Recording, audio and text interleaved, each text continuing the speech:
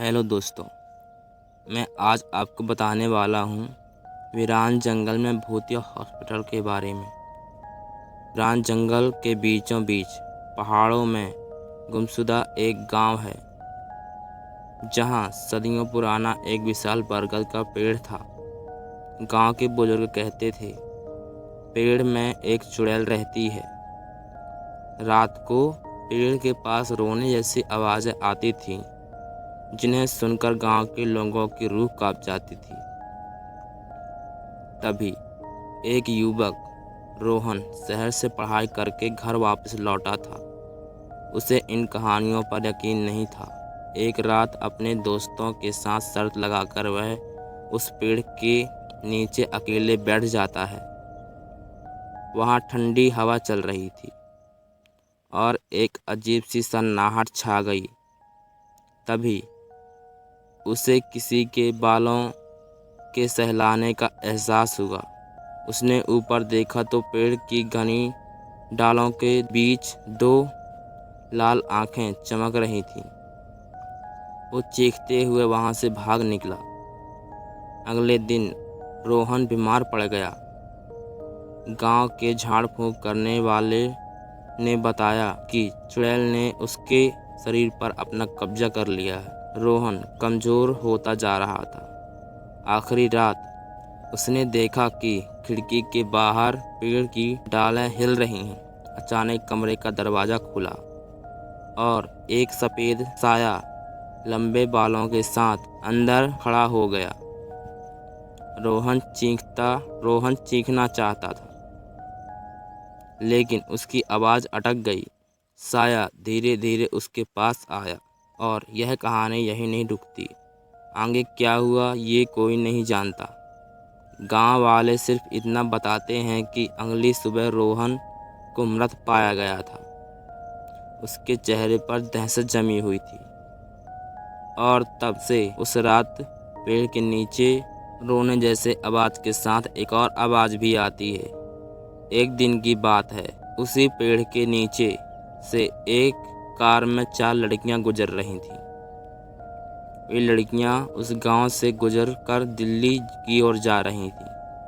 तभी रास्ते पर इस बरगद के पेड़ के नीचे एक व्यक्ति का एक्सीडेंट हो चुका होता है। उस कार में बैठी लड़कियां, जिनके नाम शीतल, ज्योति, संजना और प्रीति है। शीतल कार चला रही होती है। ज्योति आगे की सीट में शीतल के साथ बैठी होती है और पीछे वाले सीट में संजना और प्रीति बैठी होती हैं। तभी कार चलाते समय शीतल की नज़र उस व्यक्ति के ऊपर पड़ती है। तभी शीतल अचानक कार रोक देती है और वह चारों उस व्यक्ति को देखती हैं। वे देखती हैं रोड पर एक 2 पहिया गाड़ी टूटी हुई बीच रास्ते पर पड़ी हुई और उसके साथ एक व्यक्ति। उसके चेहरे की बनावट ऐसी थी, खून से सनी हुई आंखें कुछ लाल रंग की, मुंह फटा हुआ, दांत बाहर की ओर निकले। ऐसा लग रहा था कि वह व्यक्ति कोई भूत हो। तभी ज्योति कहती है, हमें गाड़ी नहीं रोकनी चाहिए।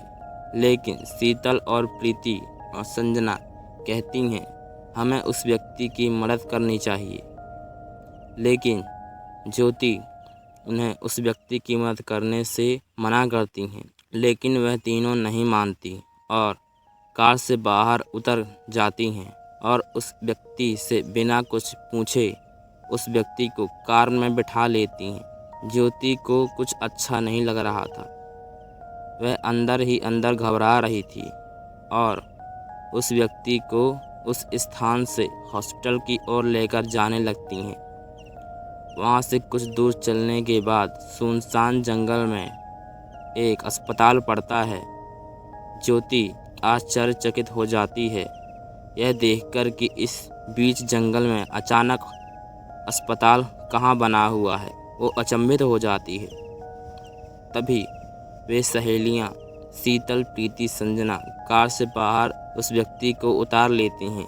ज्योति की नज़र उस अस्पताल के बोर्ड पर पड़ती है, जिस पर अजीब से कलर से उस हॉस्पिटल का नाम लिखा हुआ होता है।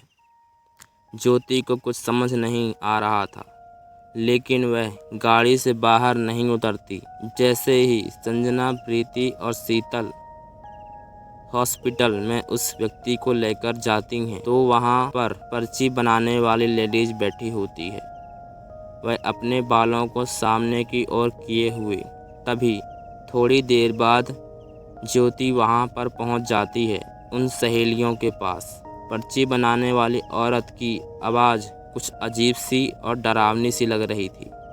और थोड़ी देर बाद डॉक्टर्स, नर्स उस व्यक्ति को लेने आ जाते हैं।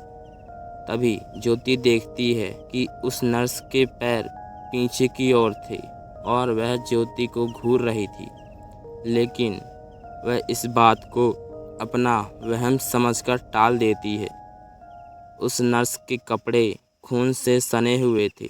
यह बात सच थी। ज्योति अंदर ही अंदर समझती है कि यह हॉस्पिटल कुछ ठीक नहीं है, लेकिन वह तीनों सहेलियां से कुछ नहीं बताती है। जो नर्स और डॉक्टर उन्हें लेने आते हैं, उन सभी के कपड़े खून से सने हुए थे, लेकिन प्रीति, संजना और शीतल जल्दी की वजह से उस व्यक्ति को बेड पर लिटाकर भर्ती कर देती हैं।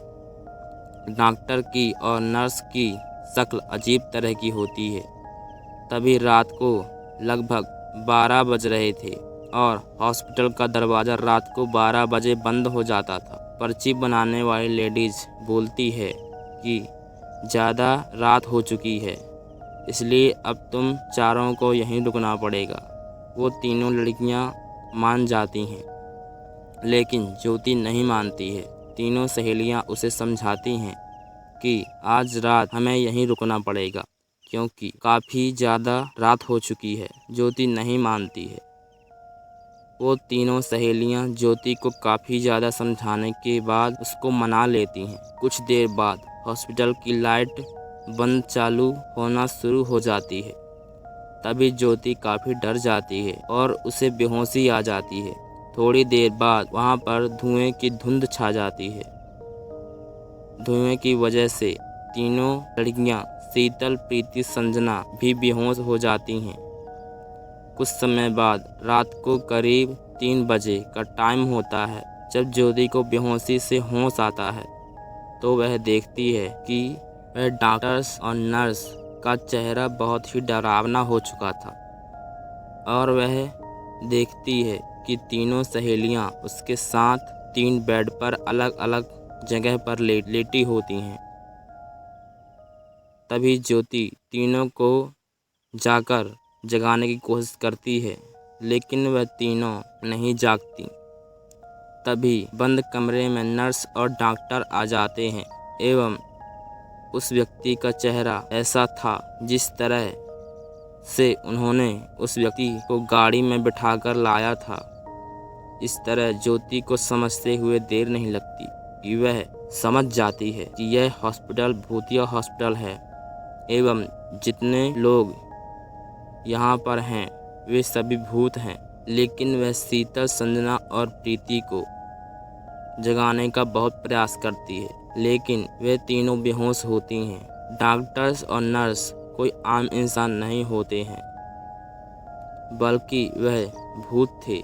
जैसे ही नर्स आगे बढ़ती है तो ज्योति वहाँ से भागने लगती है और बहुत चिल्लाती है, जिससे कि उसकी सहेलियाँ बेहोशी से बाहर आ सकें, लेकिन वह नाकाम रहती है और वे डॉक्टर और नर्स हाथ में चाकू लिए हुए होते हैं। ज्योति काफ़ी ज़्यादा डर जाती है और उसी के सामने डॉक्टर्स और नर्स उन तीनों लड़कियों की हत्या कर देते हैं। जैसे ही हत्या करते हैं, ज्योति उस कमरे का दरवाज़ा खोलकर बाहर भाग जाती है और जाकर गाड़ी में बैठ जाती है। अच्छी बात यह होती है कि जल्दी की वजह से शीतल गाड़ी में ही चाबी छोड़ जाती है और ज्योति जैसे ही गाड़ी स्टार्ट करती है, गाड़ी स्टार्ट नहीं होती है। थोड़ी देर बाद फिर डॉक्टर और नर्स उसी कार के पास पहुंच जाते हैं। ज्योति बहुत ज़्यादा घबरा चुकी थी। वह थोड़ी देर बाद देखती है तो डॉक्टर्स और नर्स उस कार को घेर लेते हैं।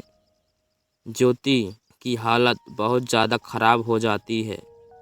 तभी वह भूत डॉक्टर चाकू लेकर ज्योति के गले में मारने वाला होता है, लेकिन उसकी किस्मत अच्छी होती है कि वह चाकू उसे लगने की वजह सीट पर लग जाती है। ज्योति अपने हाथों से गले को बचाते हुए ज्योति बहुत ज़्यादा चिल्लाती है, बचाओ बचाओ।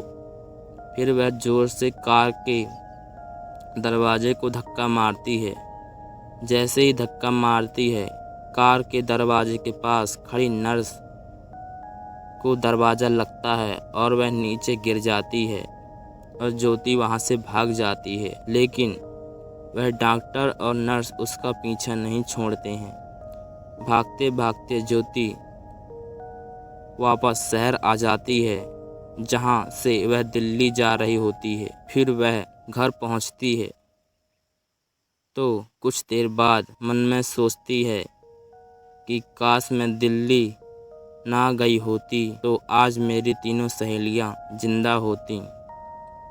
फिर वह उस शहर को छोड़ने का मन बना लेती है और उस शहर को छोड़कर चली जाती है। फिर दोबारा उस रास्ते पर नहीं जाती है। यह घटना उसके जीवन के लिए बहुत ही ज़्यादा दुखमय होती है और उसे बहुत ज़्यादा पछतावा लगता है। दोस्तों, यह स्टोरी यहीं पर समाप्त होती है। आशा करते हैं कि यह स्टोरी आपको बहुत ही ज़्यादा पसंद आई होगी।